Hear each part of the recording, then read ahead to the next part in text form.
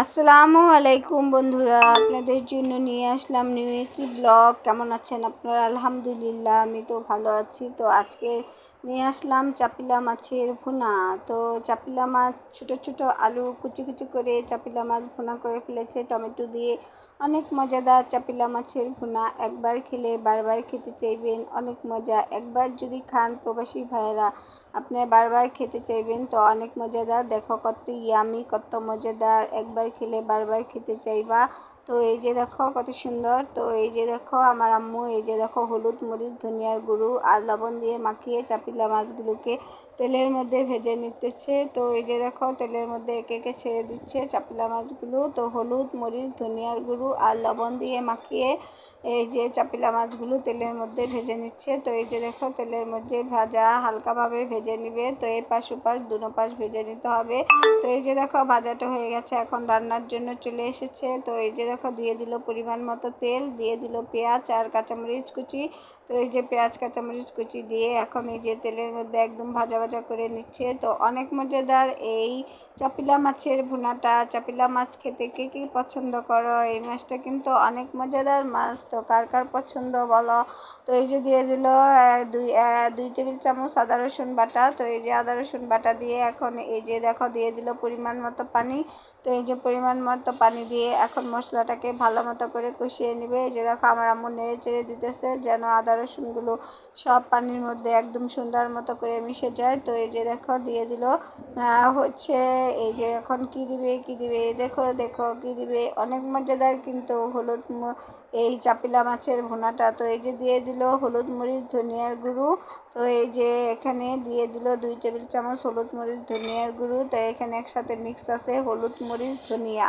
তো এই যে মিক্স আছে। তো এই যে দেখো এখন মশলাটাকে ভালো মতো করে কষিয়ে নিবে। তো এই যে দিয়ে দিল স্বাদ মতো লবণ, পরিমাণ মতো লবণ, যতটুকু লবণ লাগবে। এখন মশলাটা সুন্দর মতো কষাতে হবে। মশলা যত ভালো মতো করে কষাবা তরকারি ততই মজা হবে। তো অনেক মজাদার। এই যে দিয়ে দিল আলু কুচি। তো এই যে আলুগুলোকে এরকম একটু আলু ভাজির থেকে একটু মোটা। তো এই যে আলুগুলোকে এরকম করে কুচি কুচি করে কেটে নিয়েছে। তোমরা চাইলে বড় বড় করে দিতে পারো, আমার আম্মু এইভাবে কুচি কুচি করে কেটে দিয়েছে। তো তোমরা চাইলে অন্য সবজি দিয়েও এই চাপিলা মাছটা রান্না করতে পারো, যে যে যেরকম খেতে পছন্দ করো। আলু দিয়ে রান্না করলে কিন্তু বেশি মজা হয়। তোমরা আলুটাকে বড়ও রাখতে পারো, আমার আম্মু এরকম ছোটো ছোটো করে আলু কেটে দিয়েছে। তো তোমরা রাখলে বড় করেও রাখতে পারো। এই যে দেখো আলুটা আর এই যে মশলাটাকে ভালো মতো করে কষানো হয়ে গেছে, এখানে আর কোনো পানি নেই। এই যে দিয়ে দিল টমেটো। তো এই যে দেখো টমেটো কুচি দিয়ে দিল। টমেটো কুচি দিয়ে এখন এই যে তেলে একদম ভাজা ভাজা করে নিবে।